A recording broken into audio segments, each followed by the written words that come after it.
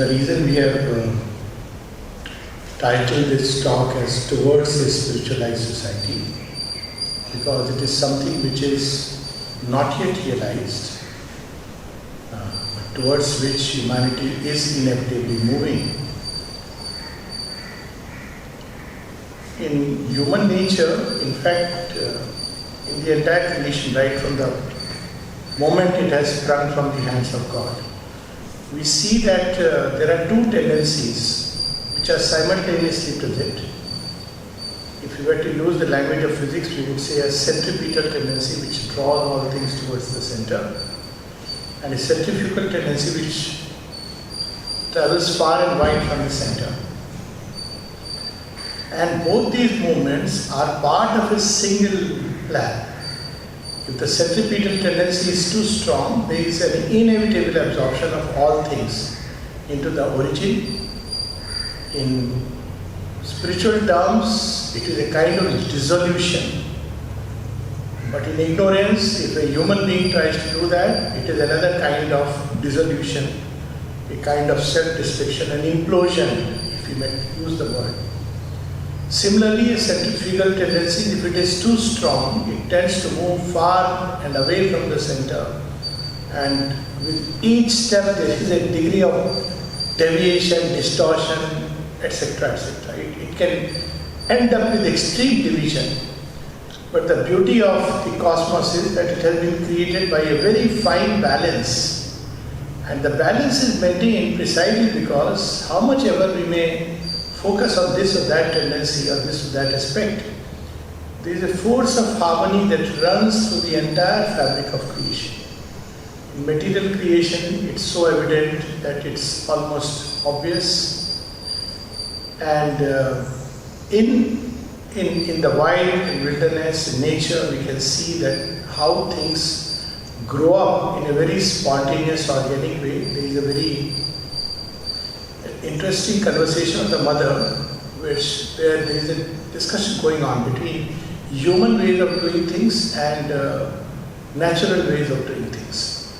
So she gives one of her own examples, one of her own stories, where she entered a garden which for many years was closed. There was a door and there was kind of space where things were growing. And it wasn't really taken care of, and when she opened, she saw a different kind of beauty which we all can, I remember in my own childhood, I am sure, where there is not the human interference. Because we have a tendency to do things in this way or that way. We think that is the right way, the correct way, always I am the right one. And when you leave it to nature, nature does it so organically. Different plants, different creatures, they all come together very organically in a very fine, delicate relationship, which only, because nature lives with the spirit of oneness. We lack it. And Sri Buddha describes that spirit of oneness as a bud springs, is there in the birth of the mother in Savitri. But coming back to these two tendencies, they are everywhere, and all tendencies, in fact, not only these, but every tendency, every activity, every movement has an original right. Now this original right with the capital R, that's why it's called as Rid Chit in Indian thought. Original right means it is rooted in truth, rooted in knowledge, and it has an original deviation which moves away from that truth. So, which is in ignorance, there is an effort or attempt to manifest that something. So let's come to these two tendencies. So the centripetal tendency, its original truth is that all things are moving towards the divine element, and to discover the divine within is one of the greatest, highest adventures. But in ignorance, this tendency takes the form of an extreme form of egoism, an egoistic individual. Mother said somewhere very half-jokingly, and she would also replied something like that. When someone says, isn't a spiritual person very selfish? And she said, in that case, the divine is the most egoistic person. This was her way of communicating. Of course, These are quotes which can easily be misquoted. But what she meant is, all things he is drawing towards himself. And there is a reason behind it, there is a meaning behind it. So all things, because they are being attracted towards the divine, because they are rooted in the divine, it's an inevitable thing. Whether we like it or not, they are attracted towards the divine. The truth of this centripetal tendency is to discover our own highest self, which is in the divine. All else can come later on. But equally, the centripetal tendency is what creation is meant for. Creation is all about the manifestation of the divine. And manifestation must go far and wide in space and time to express the one. So what happens in that process is that creation leaps from the hand of God and it's so wonderful, but it passes through many, many, many hands. And why it passes through many hands? Because it's not easy for that tremendous effulgence to bring out anything which can ever remain permanently as if separate and distinct from you. It's just not possible. It's like out of this, you go near the sun and yet keep something like an individual consciousness or an individual form, it is going to vanish. So by diminishing or decreasing his own effulgence step by step, grade by grade, degree by degree, which is all, creation is all about that, what Shubhidhar the mother had described as involution. So successively at each level, there are those hands, whether I use the word formacious, in India we use the word many, many gods, angels, we all know in different traditions, through which it passes. And as it passes through the hands, as we know, each hand distorts the reality. The original four gods, as it is called, they still hold the truth. But as it passes, there is a tendency to, this distortion is not conscious, it's because of limitation. Any form, and even a god, has to limit himself to one aspect. And it undergoes a little distortion until we know what we experience today. We all have to take it as an article of faith or believe that this is an act of God. When we look at this world, the most spontaneous, natural response of most human beings is, this is what God has created. Good Lord, what has He created? Because when you look at the world as it is in outer field and looking at this stark contrast between the origin, whenever we conceive, even leave aside the experience, how do we conceive of the divine? As truth, as beauty, as delight, as harmony, as wisdom, as power. But when we look at this world, it seems to have become just its very opposite. Truth has to be dug deep, and even there are many, much rumors about truth. But truth is something which escapes even the most astute observer. Harmony we all want, but we fight not with our neighbors, that comes later, but with those within the same room. We conceive of the divine as all love, and we all want love, but we did not speak of what this has become in human nature. Its origin is delight, but here, even for a little joy, human beings have to struggle. Power has become like the weak helplessness of a child. All knowledge has concealed itself so much so that with all our advance, nowadays there is a talk about artificial intelligence. And I am wondering when they will have a machine which can predict with 100% accuracy the next moment, with no possibility of error. But that will be something. This is our state in which we live.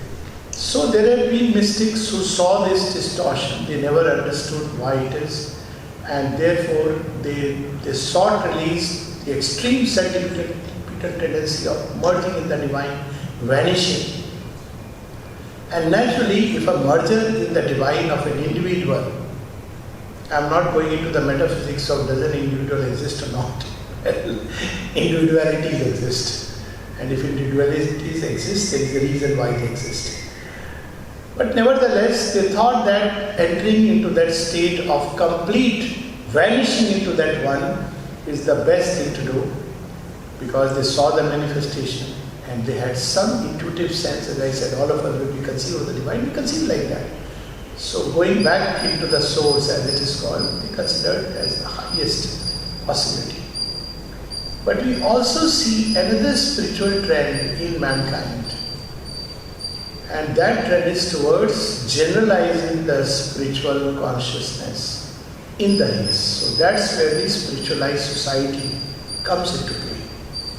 And there have been several attempts, several approximations, which have all been a partial success and a partial failure. They have lived for a term, they have vanished, and yet these efforts were like milestones in their own time. And one of the things, when we go back to Indian thought, Sanatana Dharma, we see that they started with the one Purusha and different aspects, different types of humanity is emerging, different types of creation is emerging.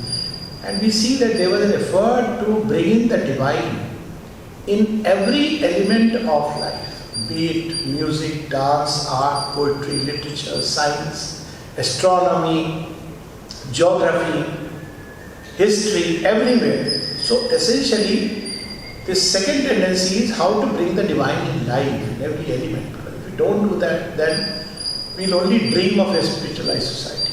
It will never be really realized. So the essence of spiritualized society is not just that there are spiritual individuals who have realized the divine. Of course, that's the first aspect.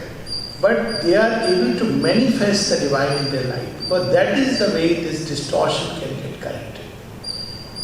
Even as Savitri says, one man's perfection still can save the world.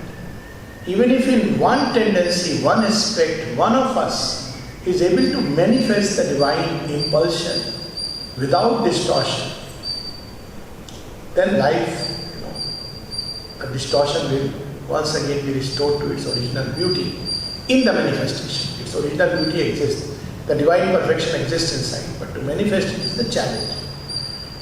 And to, top it all, human beings, we are given this task of correcting the distortion and restoring it back to its pristine, original beauty and purity of the divine. It's a very challenging task. And we see human beings attempting it through the ages. And time to time, when it doesn't work out, then the divine himself takes a human form, takes it one step forward. And that is how the process goes on. So when we see some of the attempts of creating a spiritualized society, one way that humanity has tried is through religion. But it has tried to create a kind of unity through a religious gospel. But then we need to see that there are four aspects that must be simultaneously present in a social fabric, and that is the big challenge. One is unity, but along with unity, there is another aspect of the divine equally important: liberty, freedom. He is eternally free, bound by nothing. Even if he enters the creation, he is not bound, he is free. Even with chains around him, he is free. This is the kind of freedom of the divine. So along with unity, there is liberty. How are we to reconcile these two? Then there is the third term, which is equality. And the fourth term is fraternity. There is a slight difference between the two. And Shubhito says fraternity is the key. But we'll come to this a little later. And Shubhito uses these as four wheels of the ideal society that human beings have conceived: unity, equality, liberty, and fraternity. And it is beautifully imaged in the chariot of Jagannath. So that story is very fascinating. In India, every year we have the car festival. So Jagannath is the Lord of the world, and that story is so simple, this act, this ritual. So Jagannath is kept in the sanctum sanctorum. It's not easy to visit him. The temple is not open to all, whether we like it or not. So there is a Jagannath in his sanctum sanctorum, where one has to be, they have put it as rules and regulations. But behind the rules and regulations is this understanding that not all can enter into it. This is a very paradoxical thing. Yet once a year he comes out. And when he comes out, that's when the car is dragged by so many. There are many variations of this festival in Indian setting. We recently had Masimagam, all the gods are coming out into the open. So that is the time when the divine comes out, the Lord of the world comes out, and there are these four wheels. So these four wheels are unity, equality, liberty and fraternity. Now in the chariot there is this, I should say, there have been attempts to create this society, but it doesn't work out. Why? Because in the chariot of Jagannath, the center stage is not occupied by the people who are pulling the cart. He may be a king or he may be a sweeper. Yet all are pulling the cart. The king is the first one, he sweeps, but ultimately all are together. The center stage is not even occupied by the chariot. The center stage is the Jagannath, who is the Lord. Very beautifully it is conjured in one of the poems by Tagore, and the original version runs like this, that as the chariot is being dragged, there are plenty of people falling prostrate on the floor. So it says that Poth Bhave Amide, they are falling on the road, so the road thinks I am God. Roth Bhave Amide, so the chariot thinks they are going to me, I am God.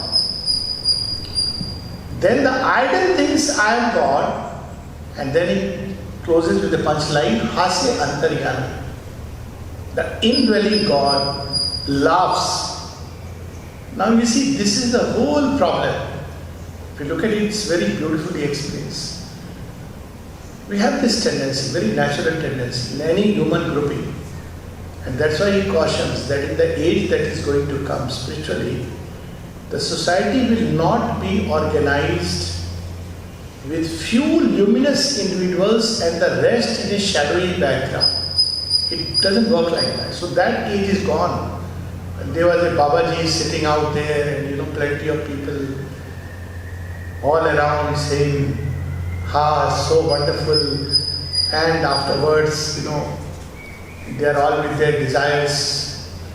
This is not the way spiritual age can be created. This way religion can be created, where there are plenty of followers and there is somebody who is the head. And we see how beautifully and subtly the mother and Sri Aurobindo remove this mindset from the human thought.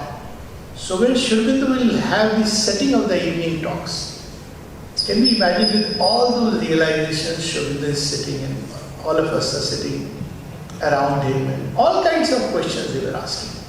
They were not just asking that teach us how to meditate.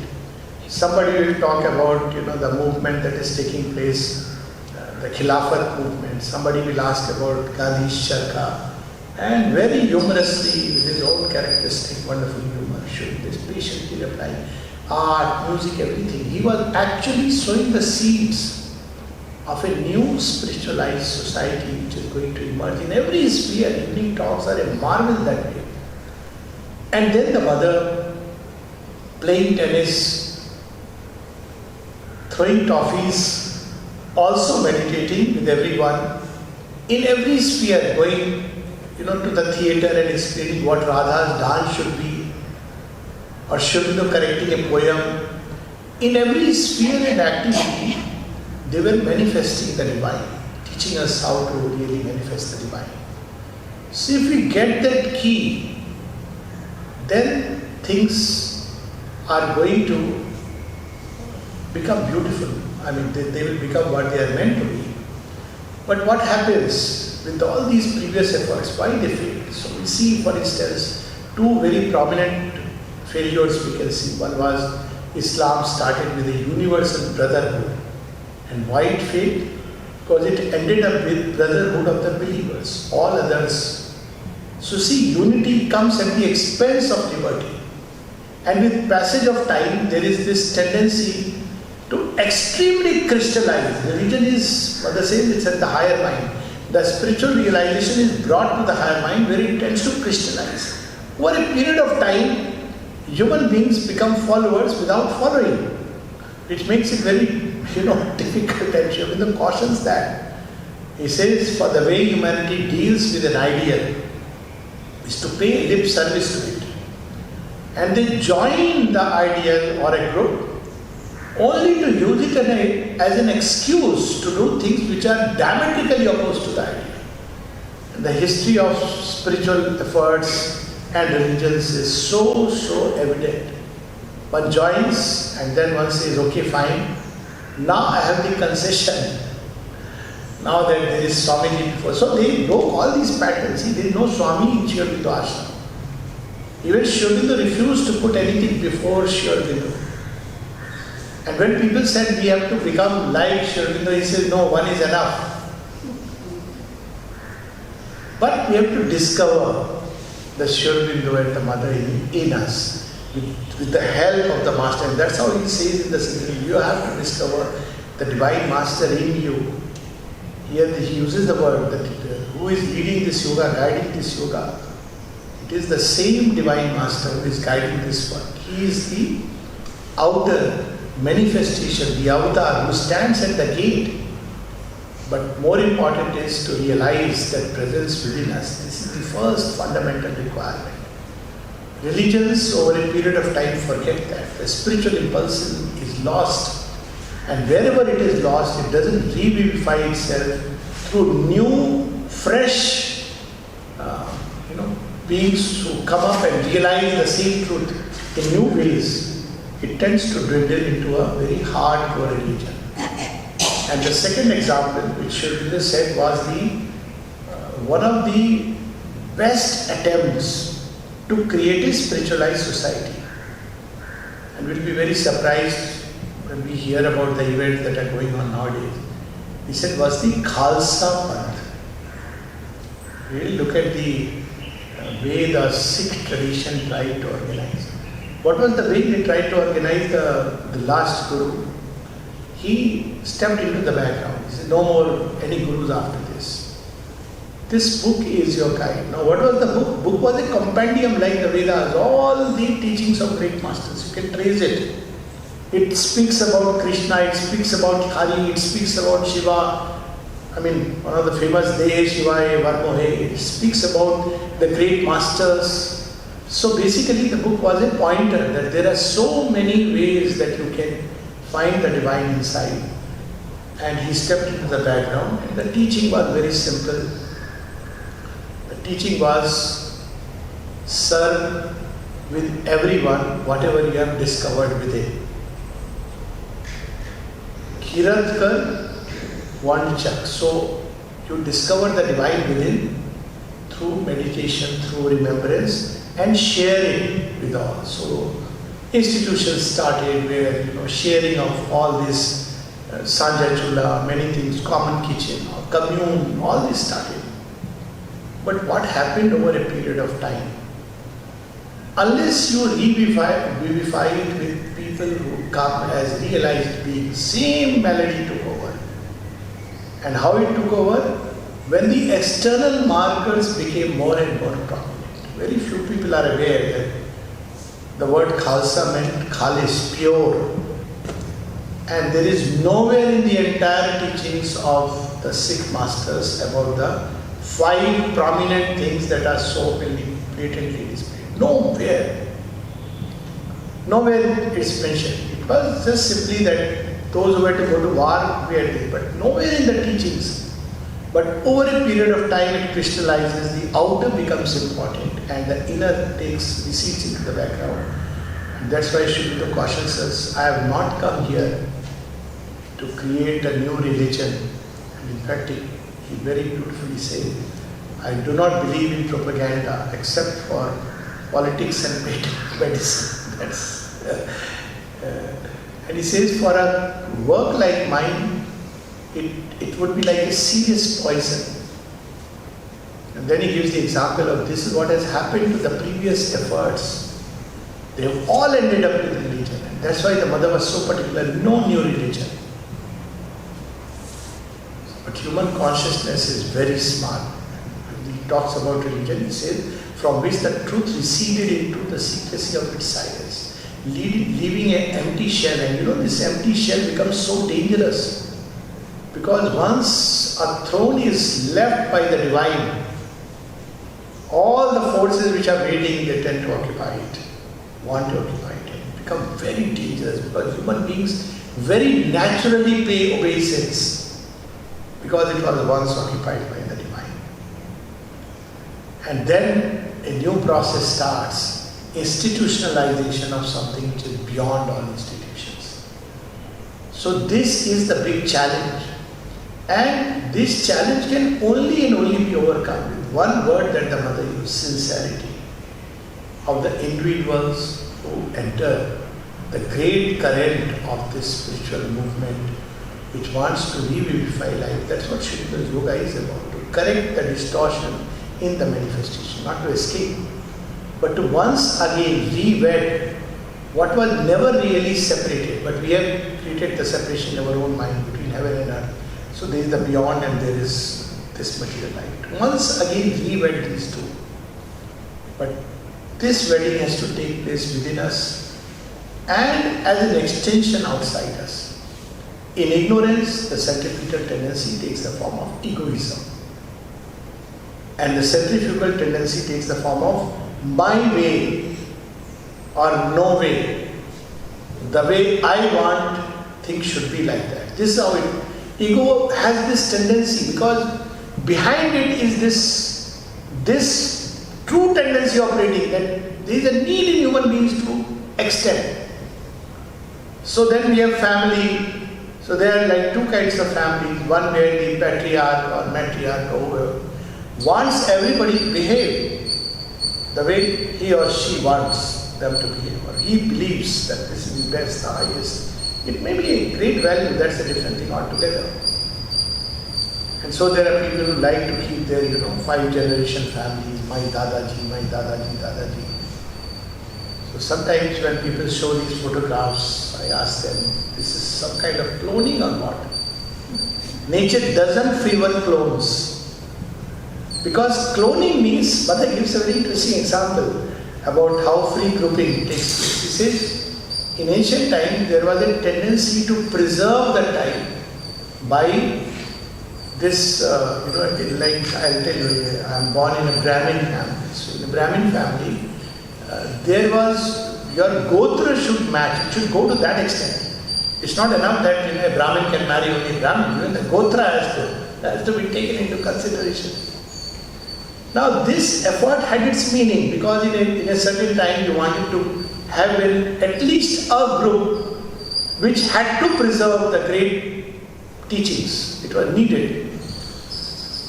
But over a period of time, the Brahmin was only by Pandey and Sharma and whatever it is, and it began to lose this inner truth. Whereas she says when dogs are bred pure to time, so they are good, no doubt about it. See an Alsatian or someone with the master and look at, how great and ferocious and looks almost like a lion. Leave that dog in the middle of, street dogs and you'll see the difference. He cannot handle street dogs, that's why they use the word street smart. They have grown in a very natural, organic way facing the challenges of life. They are not pure to type, they are not pedigrees. But they have learned all the tricks of the trade. This is how you see lions can be brought down by a group of wolves or even foxes because they have learned through the hard way the challenges of life. Now we are not being asked to become street dogs or foxes.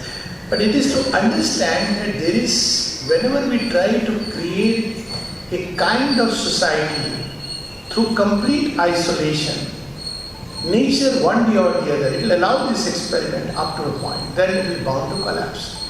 In that entire Trojan War, it's very interesting, Shukla speaks about it in India. that King Priam and Troy was a very developed civilization. Really look at it compared to the tribes that time. Same when you see Hastinapur, extremely developed in many things, not just in warfare. So that was a very developed civilization. All around were tribes in which you have one figure like Achilles. Achilles is of course the war machine. You have Odysseus, you have Agamemnon, Menelaus, some of them want to live by value, but otherwise they are warring tribes. And so nature brings down Troy. Why? Because it's not enough that there is one group which realizes, it must generalize into the race. And the mother contemplates this problem with regard to ashram and then the creation of Auroville. Because, and she says that Auroville has to be porous at places. You have to have interfaces. It's a big challenge. In the ashram there is much greater sense of, the sentimental tendency, if I may say so. It's not easy to just gain entrance into the playground and certain things, because it was meant to first root that consciousness in a few individuals. But when the collective effort started, post 60, we see that Auroville begins to manifest. Why? Because here, now, because that force has been rooted, the new consciousness has been rooted, there are few individuals who are striving towards it, and now the time has come to generalize. But again we see so many conflicts and problems started in the Auroville context. I can only say, people often say that, some of us may be aware of the history. In the beginning, all the things which are opposite to unity, it started with that. So there is a books have been written on this. When I was asked, I said, yes, because it's a divine project. So in the beginning only he is taking up all the challenges. These challenges will come again and again. So many approximations. What is important is to hold the idea. So many attempts will be there. Several. It's said in Indian thought that in each Satyug there are many sub-Kalyugs, and in every Kalyug there are many Satyugs. So that's how it happens.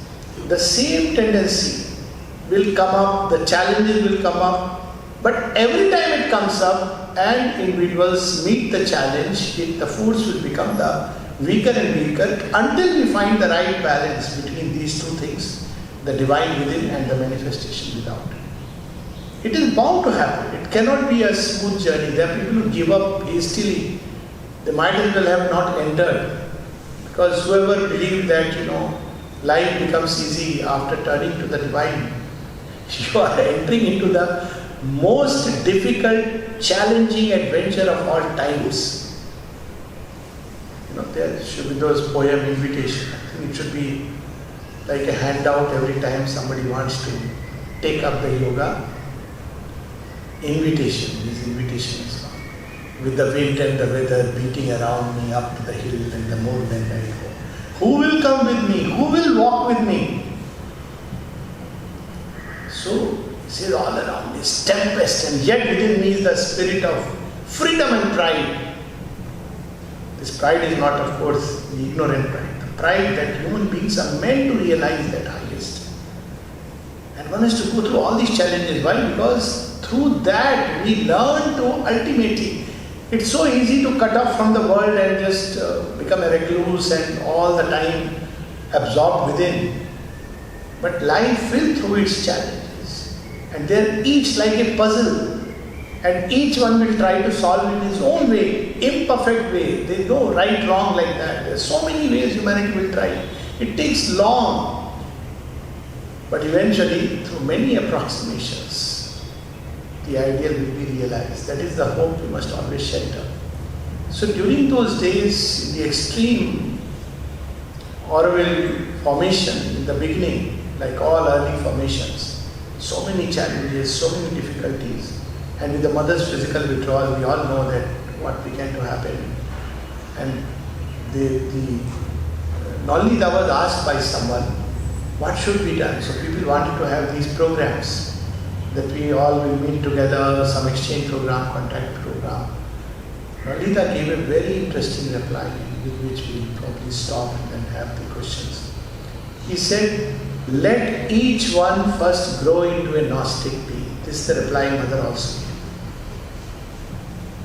See her conversations in 57. She said, let each one first grow into a Gnostic individual. We'll talk about the Gnostic collectivity later. And why she said that? Because each time we have challenges. Challenges are of various kinds. People may join a group, but they may have nothing to do with a group life. They may have no aspiration. They may join for very, very outward reasons. Auroville is, I don't know, tax-free or tax-exempt or has a different taxation system. Many reasons, very mundane reasons. So what is the way? By some kind of external way? The mother would favor an inner way. But what is that way, inner way? Not debate, discussion. Humanity has tried all this. She says by the growth of its individuals. Why? Because each time an individual grows, he creates a force field. That is how the Rishi's method is tapasya. So by that tapasya, a force field is created. Every tendency that we feel must be conquered. Let's say in X or Y or Z, oh, he is very egoistic. So mother's way would be, when I make this statement, am I not also being egoistic? Look at that person, he is so callous. Am I not callous in some way or the other within myself? Look at this person, he is so insincere. Mother's teachings are so beautiful. He is not living the mother's teachings. Am I living everything in the light of the mother's teachings? And if we do that, each one can do that effort, mother says, to its maximum, then we will help the formation of a spiritualized society. Because one, if we conquer a tendency within ourselves, it will make it easy for others. That's where the representative aspect of an individual comes in. Because each of us is a type. Not good type or bad type. But a type which has a deep possibility and a type with it. Mother earlier used the word impossibility. Because impossibility and possibility. But she said that later on that no, I will use the word difficulty. So we have to focus on that. And second is where she says very beautifully. One is that we have to understand the representative nature. Second, to create such a force field. It is a very beautiful passage, I think it is 1954. She says there is an opportunity. She says when you look at the world, it's in a terrible state. But there is an opportunity for us to conquer space and conquer time. To create such a tremendous force field that when people enter it, it's like the tiger does not attack the yogi, one of the aphorisms of the yoga. By that sheer force field, people begin to feel that need for change and will for change. And we see that this was mother's method all through. She said every time when somebody would come and talk to me about a certain difficulty, she would go inside herself, see herself and see wherever that little spot is, shifting the needle of consciousness. So meaning thereby that any group life, we talk about spiritual society, lives by this spirituality of its individuals. The focus should be that. And if that focus is correct, and there are ways and means, one of the ways and means was collective meditation in the ashram, the mother spoke about it. Ways and means through which these spiritual individuals come together and join in that deeper consciousness. Because then only it will automatically happen. When we join in the deeper consciousness, there will be differences, they are bound to be, because each one is unique in his own way. Then we will see that slowly, when we keep that ground of being is not an institution. An institution itself is a framework. An institution is the chariot, not the Godhead. The Godhead is the divine presence within. And if we keep that as the focus, then you will see that the chariot will become a chariot of Jagannath, and it will become the vehicle of a perfect society where unity, liberty, equality and fraternity, they will all come together. In the end, the key Sri Aurobindo gave is fraternity, and there is a meaning behind it. Fraternity means when we deal with each other as brothers and sisters. Does it mean that we are trying to create uniformity? No. Brothers may be or sisters may be very different in their way of life, approach. Isn't it? We all have in family brothers and sisters who may follow very different ways of life, yet there is a deeper cord. So this is the first thing, fraternity is the key. And this fraternity draws its strength from the fact that we are children of the one mother. So for India he gave that key, and it is the same key for the world. He said there was a vision of the Mother India, but why did it succeed through all these movements? So he says that Ranjit Singh, he had the vision of the mother, but only the mother of the Punjab area. Shivaji had a vision of the mother, but mother of the Maratha Empire. And therefore we see how Sri Aurobindo established the Mother India, the vision of Mother India as a whole. And the same thing applies to this world. If we want the world to become one, if we want a true spiritual society to emerge, then we must be united in the Mother. Each one in his own way. And Nalini asked Sri Aurobindo how to create collective harmony. Mother has at one place said it is the most difficult work. Human beings cannot do it, only divine can undertake it. How to create collective harmony? One line answer of Sri Aurobindo, which for me has been like something so beautiful, always to carry in the heart whenever you meet with challenges from fellow humans. Sri Aurobindo's one line reply is how to create collective harmony. He says union in the Mother. Union in the Mother. We may have 100 differences in our ways of life approaching, but we are one in the Mother. We are children of the same Mother. How this will come? As more and more of us human beings begin to connect with the Mother that way. Not as yogis, saints, superman, supramental beings, but as children of the Mother. And that's why she was so clear about it, that the soul of Auroville is Matri Mandir. The center, the core. Once we remember the inner Matri Mandir, Matri Mandir is there in Savitri, you know that, 3 Canto 3. This was the fiery point that called her down. When we begin to live this inner Matri Mandir, the truth of the Matri Mandir, then automatically we'll see that our very presence will become a nodal point to build harmony, to build equality, fraternity, unity, with the widest possible liberty that can ever be given, because true liberty is union with the divine. There is no other liberty possible. So this is just a little bit of framework. If there are some questions, I'll be very happy.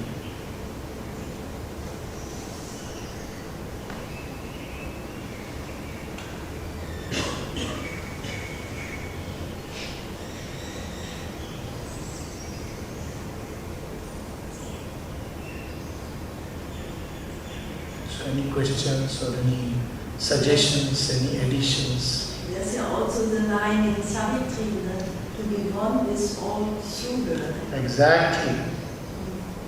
That is the line where at the end of the vision of the Divine Mother, our self shall be one self with all through her. And then it follows in her confirmed, because transformed in her. So there is this tendency over a period of time in all great movements for the yoga to be lost. It won't happen this time, I am sure, because the force is so tremendous, it's the divine force. So it is going to compel those who are ready to turn and join. That's why there is no other conversion in this. There is no formal entry. The only entry point is the call for the yoga, spontaneously. Sri Aurobindo made it free of all externalities, because you have the call and you come. The call is by the divine. Before the call, of course, there can be contact. The contact is a different thing. But the call that this is what I want to walk, that is what is important. And to keep on reorienting oneself toward the Divine Mother.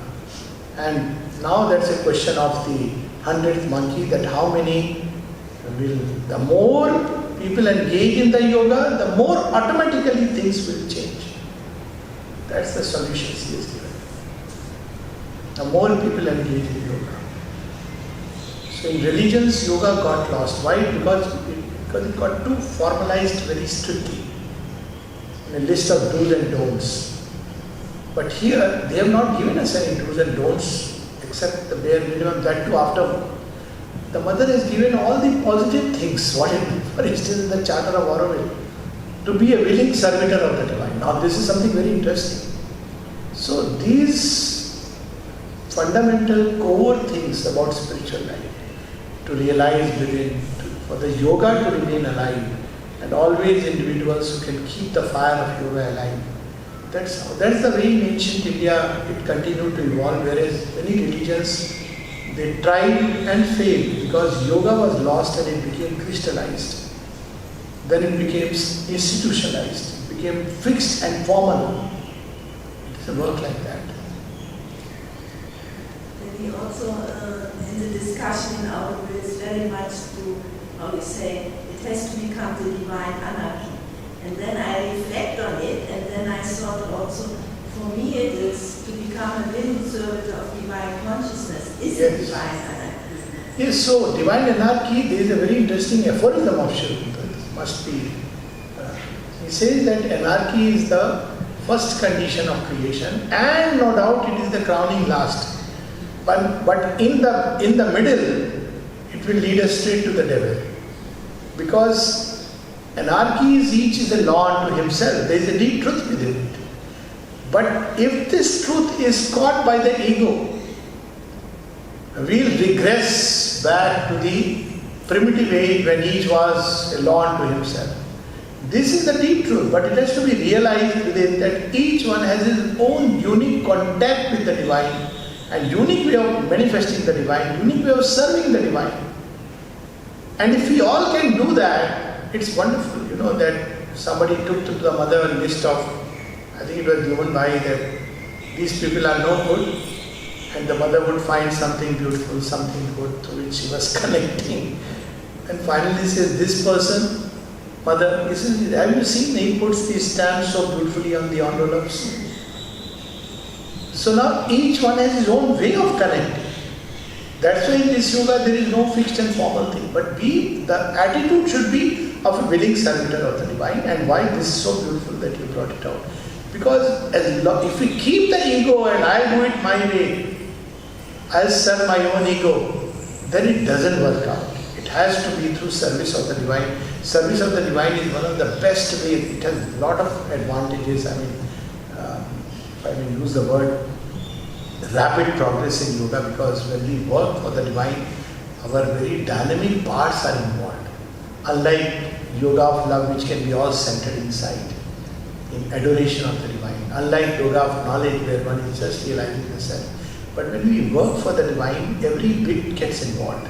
So for a transformative yoga, it's very important for all the dynamic part, because work is the meeting point of knowledge, love, everything else. That's why Gita is such a wide, wonderful path. So work for the divine, and this work has to be a willing work. It cannot be based on catch people and put them on work. So willing servitor of the divine. And for each one it will be in one's own unique way. And if people can take to that, unfortunately many times, and I see this in everywhere, I've traveled to so many centers. Of course, I'm living in the ashram, Auroville. I think the literally I can proudly say that I have traveled to maximum centers in the world, Shabda centers. And invariably, even in the name of service, in the name of becoming an instrument, the ego steps in. And that's where the distortion starts. A true servant of the divine is always humble. There is a beautiful passage in Collected Works of the Mother, Volume 2, which says how beautiful it is to assume the role of a humble servant. And why servant? Why not slave? God's servant is something, God's slave is greater. Why? Because servant are paid wages, but slave is forever. The divine will keep forever. Now this was the deep truth. But the human ego, and right now there are so many forces, I must say, which have been trying to remove the divine as if you can remove, and Shabda speaks about it, that they are trying to remove God. And he says, whatever you may do, you can't remove him because he is very much everywhere. So the problem is, humanity is bound to find ways and means of connecting with God. And sometimes they do it paradoxically by imitating. So many kinds of forces are always active to foil the divine plan. That's a subject worthy of discussion. Always. And they do it in two ways. One is, they said, my way. I don't care about divine, all these things. The other is by imitating. Imitation is, Mother has spoken of freedom, so I'll do it whichever way. Nobody is here to tell anybody to be free or not free. But logically, is there a true freedom ever possible without uniting with the divine? This is the question we all must contemplate. Otherwise, we are a plaything of forces. Even I call my free thought. What is free thought? It is thought suggestions in waves bombarding me from every side. And that's where she, in one of her conversations, I would use the word divine laments. She says, well, when I was in what is called as the middle of my life, I met individuals who said we cannot engage in yoga, in spiritual life, because we have so many responsibilities and everything. So I always felt that if given an opportunity, I'll create a place where people can just concentrate on yoga.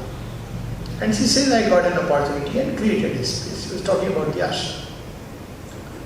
And then she says, but the problem is that human nature is such that it has taken liberty for licentiousness. It's just like we have a kind of thought which takes, unity for either uniformity, equality for sameness. Equality is not sameness. That's where people, it's just not possible. Evolution creates different types. You make stratified layers, if you don't want to use the word hierarchy. There is a hierarchy. So she says that people have taken, because everything is provided, so people become indolent. They become, inertia. That's why willing servitor. So then she says, it means humanity is not ready, very powerful. And then she says, it means humanity will have to go through many blows. Ultimately, divine will is going bound to triumph, plain speak, common sense. But the more we resist as a group, the more we delay. And the more we delay, the more we take humanity to the brink of destruction. I had this discussion in the Auroville context. Somebody was asking me, no, but how does it matter? Let it take 700 years, but we'll do it through the rational way. I said, rational way you have tried to organize, yogic way. I'm not saying rational way and administrative way. There is a yogic way, spiritual way. So they said, no, but democratic spirit. Democracy is an old institution. And then, what is worse is, I said 700 years is fine for you. But do you understand that 700 years humanity, do you think it will stand on the brink? There are many heroes all around to push us down, and Mother speaks about one of those gigantic destructions which sees the world from time to time. She wants the pralaya to be avoided. She wants Third World War to be avoided. That's why she has created Auroville. She speaks about it. But freedom for the human mind is, I'll do what I feel like. Everything is provided for me. It's up to me now. I'm part of the ashram or center group. I'll do my 2 hours work and everything is fine. Willing servitor will not do that. Willing servitor is ever ready, wants more and more work. He's not in an office job, or he's like people often ask, how many hours we have to work? Now in ashram we have that 6 hours. Come on, have a heart. One is all the time on work. Why? Because this work gives delight. This work doesn't mean only office work. When I meet my friend, I am part of the divine work. All my relationships are part of the divine working. They are not like meant for pleasure. I have done my 6-hour duty in the ashram. Now I can enjoy life. They are part of the same one thing. When I watch a movie, it's part of that same work, because then I have an opportunity to work within myself. So this idea of, that's why the willing servitor is so important. So, well, but then humanity makes a choice, unfortunately, very unfortunate. People don't realize when every time when we remove the divine from the center of things, worse still, make that throne occupied by human ego. It's so dangerous. So let us only hope, and I am very hopeful because Mother has said so, and supramental force is there, that it will find its way. Only it should be nice, sweet way, and not a drastic way. But if that is required, nature takes all kinds of things.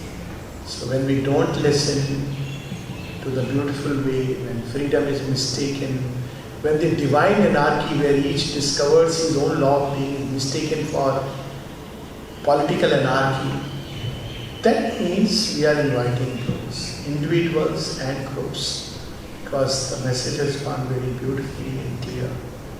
Men, countries, continents, choice is imperative, truth or the abyss. So to sum it up, it's neither rational way nor the administrative way. It is the yogic way. Yoga must be made prominent in a group life. And one place I remember very powerful, one of those writings hits you very hard. Unity where there is division, clarity where there is confusion, light where there is darkness. This is progress. So it's important, I think, that, I think these programs like this, I don't know, they must have been held for a long time. It's important when people come to Auroville context, I'm saying, that these things should be made more and more clear through some kind of a contact like this. In ashram it was done. There used to be classes, mothers' classes, and there were people who used to have classes. People would go and attend. Then there were study groups, people read together. Study groups are so important. I'm sure in Auroville there are, but study groups where people develop a kind of satsang, at least an individual. So that's one thing in the Auroville context. Urge for progress is needed everywhere. Second, the form of the mother. Now, you see, this is one way that the human mind creates a division, and it creates a division with a very dangerous and dark motive. So I often say, okay, let's take it to its logical conclusion. We don't want any form because it is religion. So, what is the next step? Take away all pictures and photographs of the mother and Shri Bindu. Next logical conclusion, we have to discover the yoga inside, so take away the teachings. It's a logical conclusion if you want to do that. So my whole thing about it is that, okay, you don't want to take a form, or it's your problem. You want to create a distinction. Shubindra used the word Asuric Maya. In India, this never was. The form is the door to that which the form represents. It's so logical and simple. When Christ says that I am the gate, door and I am the way, is he referring only to that form? Or is it like he is referring to something very nebulous? So form has its meaning as a doorway. Of course, if you keep only the form and forget the truth that it represents, you have a tendency to crystallize in the form of a religion. At the same time, imagine that somebody says, now I am going to meditate upon the formless supermind.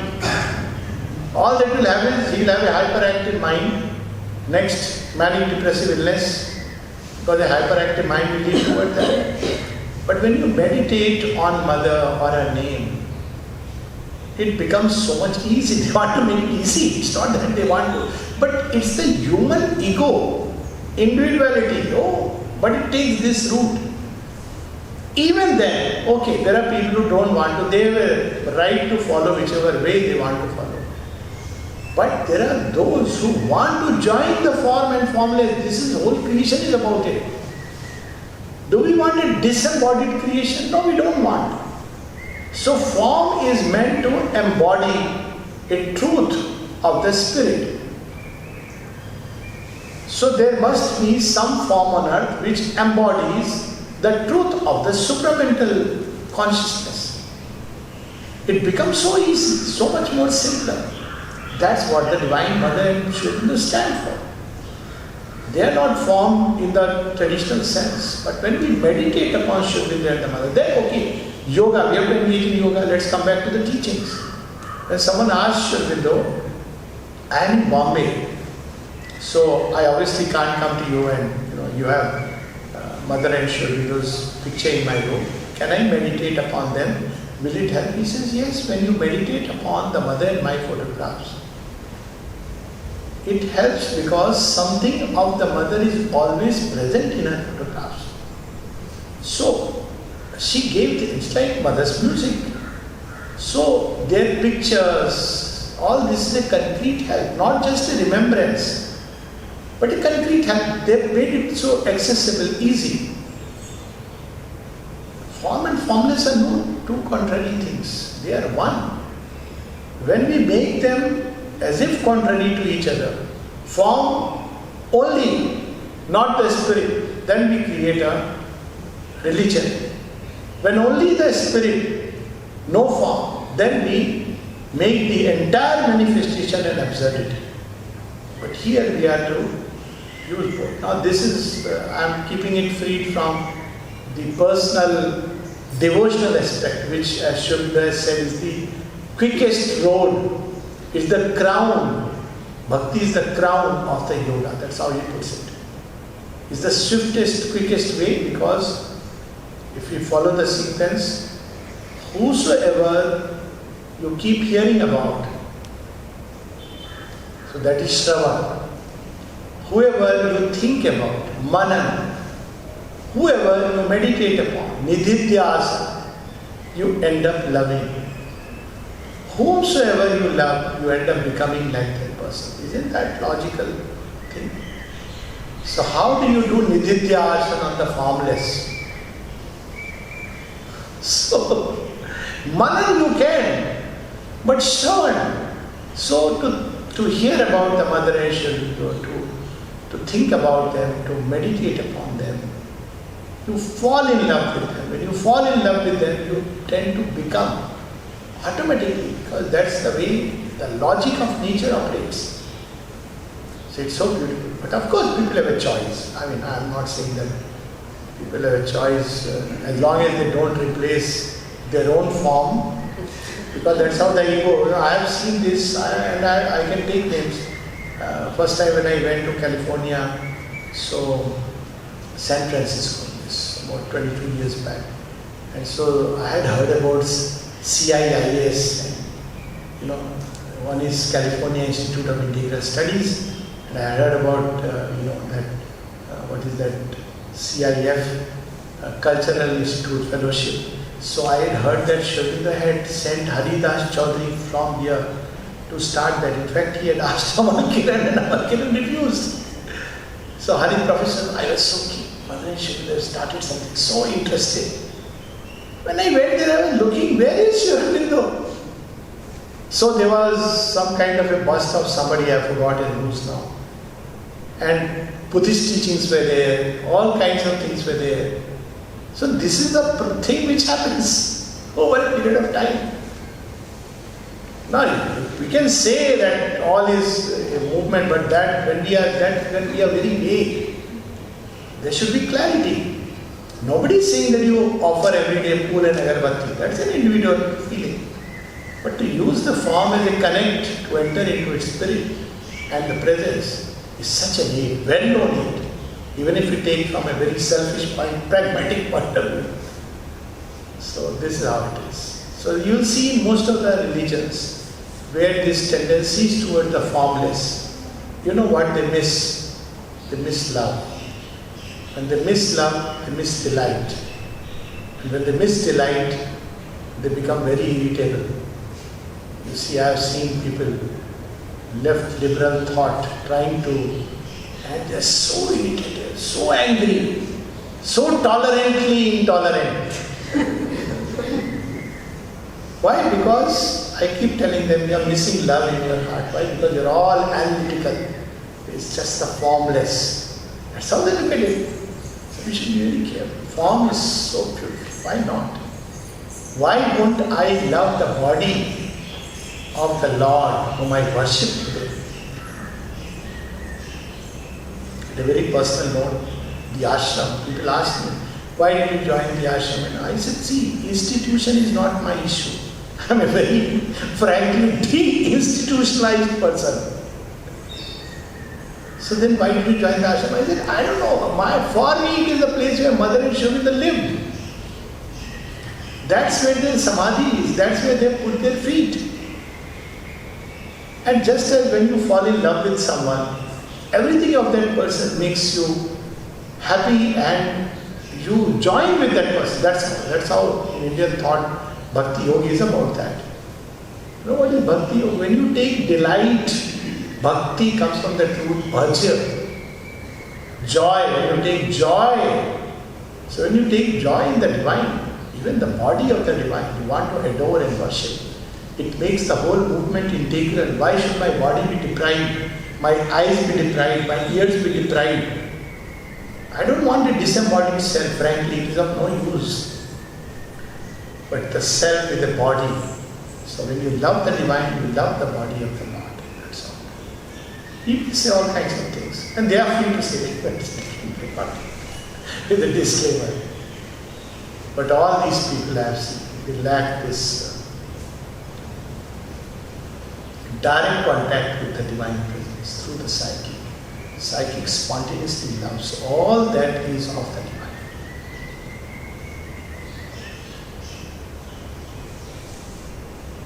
Okay? Yes, please. One question. In ordinary life, how can one be doing the divine work? Yes, of course. So that's a very beautiful question and the most pragmatic one. I myself gone through that 20 years of being in the Indian Air Force. So you have to start with this. There are steps. First step is, now this work that I am doing is my own service to the divine in my own way. It's a field given to us. By my own way, I mean that this is given to me.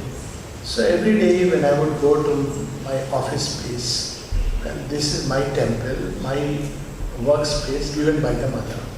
So I created the space like that. Put a little picture, music, so start with the meditation and offering. All these things are there in the Gita.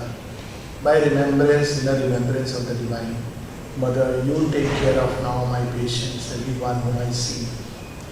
May it be you who heals, all this. So offering, remember and offer. Know that this is not your place.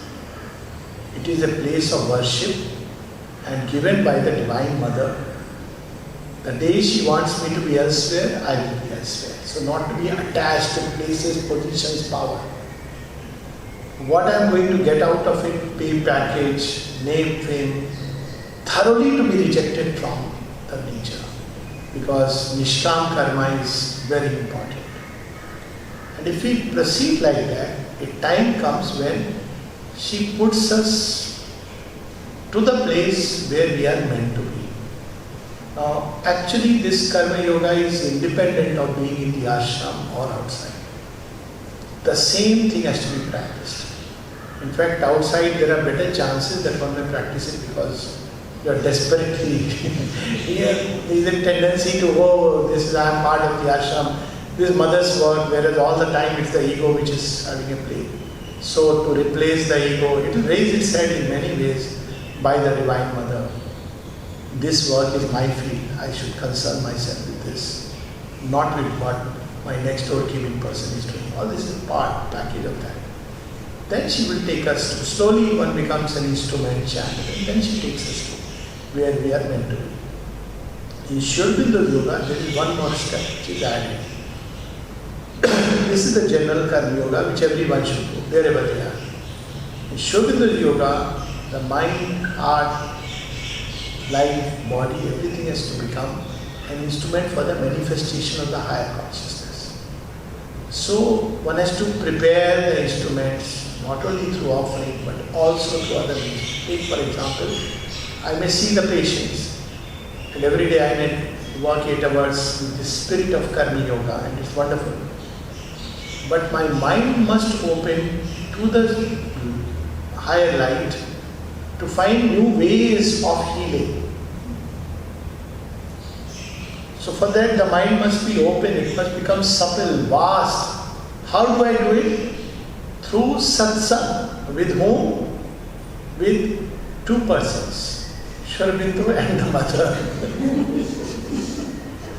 So in whatever field I will read their works. That's how I am saying practically how I will see healing. So I read health and healing yoga, how I can apply it. It may be any field. They have written, fortunately, about everything in this world. So slowly the mind, because it first reads, then thinks, then slowly it begins to find ways and means of applying it, understand the limitations, understand the possibilities. So the mind has to become wide and supple, heart has to become wide and supple. This is something additional. It's not there in the yoga of the Gita, because the yoga of the Gita is liberation through works. Here it's manifestation through works. So first step is common, but then the mind and heart and life and body have to be all become ready to manifest. And the simplest way is for the heart to get ready is to love the divine. So these are the will must be aligned to the divine will.